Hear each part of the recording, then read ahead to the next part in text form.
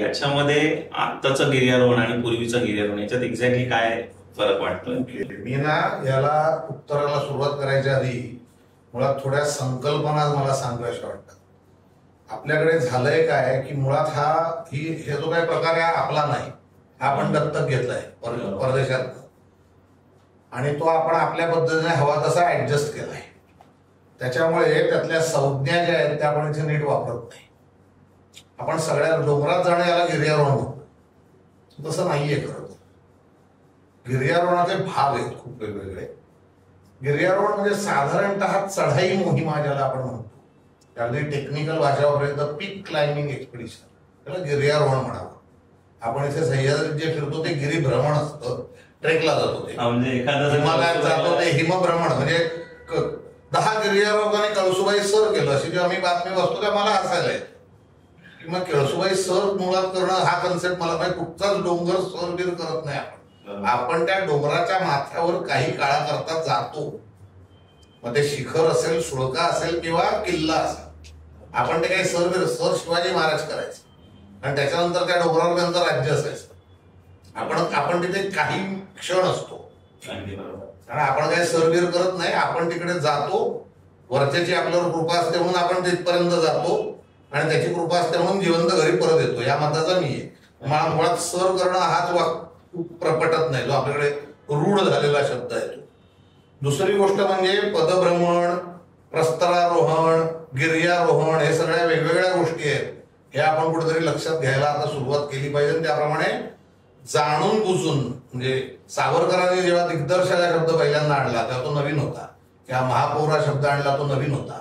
तेव्हाच्या लोकांना कदाचित तो विचित्र वाटलंही असेल, मी नाही म्हणत नाही. पण आता आपण तो शब्द तुम्ही बघाल तर हे शब्द आपण सर्रास वापरतो. संकलक, दिग्दर्शक, महापौर किंवा फलंदाज, गोलंदाज. म्हणजे आता आपल्याला त्याचं काही नाविन्य उरलेलं नाही. आता तू गिर्यारोहण म्हणतोयस ना, तेव्हा मी असं गृहीत धरतो की तो गिर्यारोहण मोहिमेबद्दल बोलतोय. ओके. पूर्वीच्या काळी आजच्या इतकं इन्फ्रास्ट्रक्चर डेव्हलप नव्हतं. आता पूर्वीच्या काळी म्हणण्यात का मी म्हातारा नाही याची मला नम्र कल्पना आहे. मी 53 वर्षाचा आहे, म्हणजे अजून माझा ज्येष्ठ नागरिक व्हायला वेळ आहे. तर जेव्हा मी सुरुवात केली साधारणतः लेट 80s 88, 89 या सुमाराला, तर त्यावेळेला काय व्हायचं की बिया स्कूलला जायचंय, म्हणजे हनुमंतीबाच्या वेळेला जायचंय, तर आम्ही अगदी पार सोलंगणाला बसणं चालायला सुरुवात करायचो. आज धुंदीपर्यंत प्रॉपर चकचकीत हायवे जातो, नॅशनल हायवे. तिथून तसं बघायला होतं बियास्कुंडे फक्त 5 ते 6 तासाचं अंतर होतं. पण त्याच्यात प्रॉब्लेम असा होतो की ॲक्लिमेटायझेशन, कारण तू उंची पटापट गाठतोस, तर त्याच्यामुळे तुला मुक्काम तेवढेच करावे लागतं. ते चालत करायचं काय गाडीत जाऊन करायचं एवढाच प्रश्न आहे तुझ्या. त्याच्यामुळे तो एक फरक आहे की आता पर्वताला पटकन अप्रोच होणं किंवा त्याच्या जवळ पोहोचणं हे सोपं आहे. पण हे सोपं आहे म्हणताना त्यात कारण लेहला तर डायरेक्ट फ्लाईट जाते. ईस्टर्न कारवारून जायचं, तुला 4 दिवस प्रवास करायची गरज नाही. तू आज लेहला गेलास तर उद्या डोंगरात जाऊ शकतोस. पण तसं जावं का? जाऊ नये, कारण ॲक्लिमेटायझेशनचा इश्यू होणार आहे. हे जे आहे ह्याचा बॅलन्स सांभाळणं खूप गरजेचं आहे. त्यामुळे सुख वाढली आहेत, माउंटन जास्ती अप्रोचेबल झाले. त्याप्रमाणे काय झालंय, दुर्दैवाने माउंटेनियर्सची मनोवृत्ती बदलली. हे सोपं झालंय तसं तेही सोपं झालंय असं वाटायला लागलंय आपल्याला इन द सिक्वेन्स. म्हणजे हे नकळत होतं, जाणून बुजून कोण याचा विचार करत नाही. पण हे आता व्हायला लागले की खूप कॅज्युअली या प्रकाराकडे बघायला लागलं. म्हणजे जर तुम्ही पूर्वीच्या गिर्यारोहकांकडचं नॉलेज बघितलं तर त्यांच्या हार्डली इमारतल्या 2 किंवा 3 मोहिमा झालेल्या असतील, पण त्यांच्याकडे जे ज्ञान असायचं ना, किंवा ज्याला आपण माउंटन सेन्स म्हणतो, तो इतक्या प्रगल्भ प्रकारे डेव्हलप झालेला असायचा. आज मी 10 एक्सपिडिशन करून सुद्धा तसं मला पटकन बघायला मिळत नाही. ह्याचं कारण असं आहे की ते जे सुरुवातीचे चणे चावायचे असतात लोखंडाचे, ते आता उरलेच नाहीयेत चावायला. मला कळेपर्यंत मी माझ्या रोडेडला पोचतो, आणि त्याच्यामुळे रोडेडला जायलाही एक काही मेहनत होती हे मला माहितीच नाहीये. आणि त्याच्यानंतर त्यामुळे त्याच ईज मध्ये मी बेस कॅम्पला जायला बघतो, आणि त्याच ईज मध्ये मी शिखर चढायला बघतो, ते होत नाही. आणि त्याच्यामुळे आता असं बघशील तर आता माझ्याकडे उलट साधनांची उपलब्धता प्रचंड आहे. हा एक ऍडव्हान्टेज आहे असं मी मानतो. तो अनफॉर्च्युनेटली आपण डिसएडव्हान्टेज मध्ये कन्व्हर्ट केलाय. आपल्याला अतिचा रोग झालाय आता. आणि त्याच्यामुळे होतं काय की मला आता प्रत्येक गोष्टीला वेगळं साधन वापरायची सुरुवात झाली. एकाच प्रोसिक नॉटने 10 कामं होतात हे मी आता विसरून गेलोय. आता माझ्याकडे डिसेंडर पण आहे, एटीसी पण आहे, ग्रिगरी पण आहे, आणि अजून काय काय आहे, जुमार पण आहे, आणि व्हॉट नॉट. पण त्याच्यामुळे एकच इक्विपमेंट 4 प्रकारे वापरता येईल हा कन्सेप्ट मी विसरलोय. आणि त्याच्यामुळे काय झालंय, म्हणजे ओके प्रत्येक इक्विपमेंट एका स्पेशलाइज करण्याकरता जन्माला आल्यावर मला मान्य आहे, आणि ते तसं शक्य तिथे वापरलं पाहिजे हेही मान्य आहे. त्याने सुरक्षितता वाढते, पण नाहीये म्हणून काय थांबायची गरज नाहीये हे मला पटकन लक्षात येत नाही. डिसेंडरने जसं उतरता येतं तसं बिलही देता आलं पाहिजे, तर पण ते होत नाही. किंवा जुमार नाहीये मग प्रोसिक का नाही वापरत असं मी जर पटकन कोणाला विचारलं, ते जुमारचं काम कसं करेल असं मला प्रतिप्रश्न येतो. मग मी पुष्कळात पडतो, अरे म्हणजे तुला बेसिक्स माहितीच नाही आहेत का गिर्यारोहणाची. हा एक. दुसरं असं होतं की आता ना माहितीचा स्फोट झाला इंटरनेटमध्ये. पण आपण माहिती, इन्फॉर्मेशन आणि ज्ञान, नॉलेज ह्याच्यातला फरक विसरतोय. आपल्याला माहिती हे ज्ञान वाटायला लागलंय, आणि त्याचा सगळ्यात मोठा तोटा असा आहे की ते ऑब्व्हियसली ज्ञान नाहीये, ती माहिती आहे. तिच्यावर किती अवलंबून राहायचं हे आपण ठरवायचं असतं. त्या माहितीचं रूपांतर ज्ञानात करण्याची जी एक प्रक्रिया असायची ती आता कुठेतरी थांबली आता त्या. आणि दुसरी गोष्ट, आता सपोर्ट भयंकर मोठ्या प्रमाणात वाढलाय. आत्ताच्या गिर्यारोहण मोहिमांमध्ये अभाव काय वाटतो? अभाव हा वाटतो की मला त्याचं माझ्या समोर जे काही आव्हान आहे त्याचा मी पूर्ण अभ्यास करत नाही. तो माझ्यासाठी दुसरा कोणीतरी करतोय हे मी गृहीत धरलेलं असतो. आमचा मोहिमेचा कटाक्ष असा असतो की एखादं शिखर किंवा एखादा भाग आम्ही ठरवला की काय आपण 4 जण जाणार. बाय द वे आमच्यासारख्या मोहिमांना ग्लॅमर नसल्यामुळे ना फार लोक येत नाहीत. जत्रा नसते तिकडे, 4-5 जण गिने चुने म्हणतात तसे आम्ही जातो आणि परत येतो.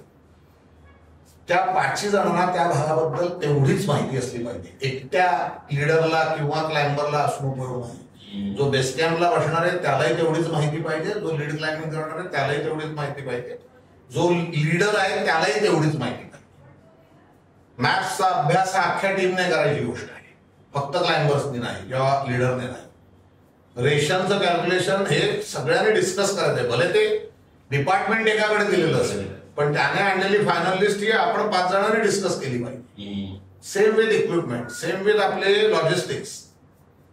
प्रत्येकातली भले तिथे जबाबदारी एका ठराविक माणसाकडे असेल, पण काही कारणाने तो माणूस या क्षणानंतर उपलब्ध नाहीये अशी जर वेळ आली तर काय,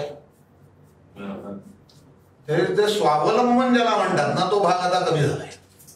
आणि आपण जास्तीत जास्त आपल्या सपोर्ट एजन्सीज जे इथलेच असतात स्थानिक त्यांच्यावर अवलंबून राहायला लागलोय छोट्या छोट्या गोष्टींसाठी. म्हणजे बेस कॅम्पला सामान कसं न्यायचं हा पूर्वी आमच्याकडे एक गहन प्रश्न असायचा. आता मोटूकला फोन करता, मोटूक इतना सामान आहे, मग ते किती खेचरं किती माणसं सगळं तोच ठरवतो. याच्यात माझा तोटा असा आहे की ते मी कॅल्क्युलेशन करायचंच विसरलोय. उद्या जर माझ्यावर वेळ आली की जिथे मोटूक नाहीये तिथे मी काय करणार आहे. आजच्या लोकांचा त्यामुळे प्रॉब्लेम असा आहे की रुटीन पिक्स, रुटीन रूट्स याच्या बाहेर पटकन जायला लोक तयार होत नाही. हा फरक आहे. स्किल लेवल म्हणशील तर मी सुरुवात केली त्याच्या काही पट स्किल लेवल वाढलेली, त्याला आपण ह्युमन प्रोग्रेस म्हणतो, आणि प्रत्येक क्षेत्रात आहे. त्यामुळे ती अर्थातच इथेही आहे. म्हणजे मी ज्या दर्जाचं रॉक क्लाइम्बिंग करत होतो त्याच्यापेक्षा आज योगेश उमरे किंवा तुहिन सातारकर हे जे काय रॉक क्लाइम्बिंग करतात हे मी स्वप्नातही बघू शकत नाही. भले मी त्या काळाचा रॉक क्लाइंबर होतो, नो डाऊट. आज मी त्यांच्या बरोबरीने काय करू शकतो का? नाही करू शकतो. हे मला माहिती पाहिजे. मी का सरस आहे तर माझ्याकडे एक अनुभवाचं गाठोडे जे असतं त्यांच्याकडे नाही. त्यामुळे जर ते हिमालयात नावावर आले तर मी त्यांना म्हणतो उजवीकडनं डावीकडनं जा. आणि 90 out of 100 cases I will be right. 100% मी बरोबर असं नसतं माझं म्हणणं नाही, पण मेजॉरिटी वेळेला मी बरोबर असेल. इथे कॅम्प लावूया, पुढे नको लावूया, त्या नको इथे नको लावूया, अजून पुढे जाऊया. हा जो भाग आहे ना हा अनुभवातच येतो. आणि त्यामुळे तो आत्ताच्या लोकांकडे थोडासा कमी आहे. ते रेडीमेड मिळावं अशी त्यांची अपेक्षा आहे असं मला कुठेतरी जाणवतं दरवेळेला. स्किल लेवलमध्ये ते माझे वडील आहेत, ऍब्सोल्यूट बाप आहेत. तिथे मी कॉम्प्युटर्स करू शकत नाही, म्हणजे विचार पण नाही करू शकत त्या लेवलला जायचं. So I need to make myself useful by my knowledge. आणि हा जो बॅलन्स साधता आला तर ती एक अल्टिमेट टीम तयार होते. हा दोनातला फरक आहे. आमच्या वेळेला माहिती फार कमी असायची, फार कमी. म्हणजे एखाद्या माहितीच्या शिखराचा रस्ता माहिती करायला सुद्धा 4 जणांना भेटायला लागायचं, त्यांच्याशी बोलावं लागायचं, त्यांचे अनुभव ऐकायला लागायचे आणि मग आपण आपले निष्कर्ष काढायचे असायचे. आता मी इंटरनेटवर जातो, नून असं टाईप करतो आणि मला वाचून होणार नाही जितकी पानं उघडतात गुगलवर. तेव्हा मला वाटतं आता मला नून बद्दल सगळं माहिती. तसं नसतं. पण हे मला कळत नाही की तसं नाही, आणि तिकडे जाऊन निराशा होते बऱ्याच वेळेला. हा त्याच्यामुळे माहितीचेच पीक होतात. अनोळखी भागात आता सहसा जायला कोणी मी तुला आताच स्टॅटिस्टिक्स सांगतो. मागच्या वर्षी इंडियन माउंटेनिंग फाउंडेशनकडे साधारण 130 भारतीय मोहिमा अप्रुव्हलसाठी आल्या होत्या. त्यातल्या फक्त 3 एक्सप्लोरेटरी एक्सपिडिशन्स होते, नॉट इव्हन 1%. हे धोकादायक आहे. कारण जर एक्सप्लोरेशन झालं नाही तर नवीन क्लाइंबरसाठी चॅलेंजेस आणणार कुठून? काय 500 वेळेला तू फक्त नून चढणार, 500 वेळेला जोगिंदला जाणार, 500 वेळा हनुमान दिब्बा चढणार? कारण एक साधारण सांगतो, ऍव्हरेज आपल्याकडे माउंटेनिअरिंग लाईफ हे 10 वर्षाचं असतं. आमच्यासारखे बिंडोक सोडा, दुसरं काही करता येत नाही, त्यामुळे वर्षानुवर्ष तेच करत राहतात. पण ज्याला आपण ऍक्टिव्हिटी किंवा ऍक्टिव्ह पिरियड म्हणतो, एक साधारण ऑन अन ऍव्हरेज 10 वर्षाचं आहे. म्हणजे 10 मोहिमा. आता तू विचार कर, यातल्या जर 8 मोहिमा मी जर रुटीन केल्या तर मी काय भर घातली रे गिर्यारोहणात?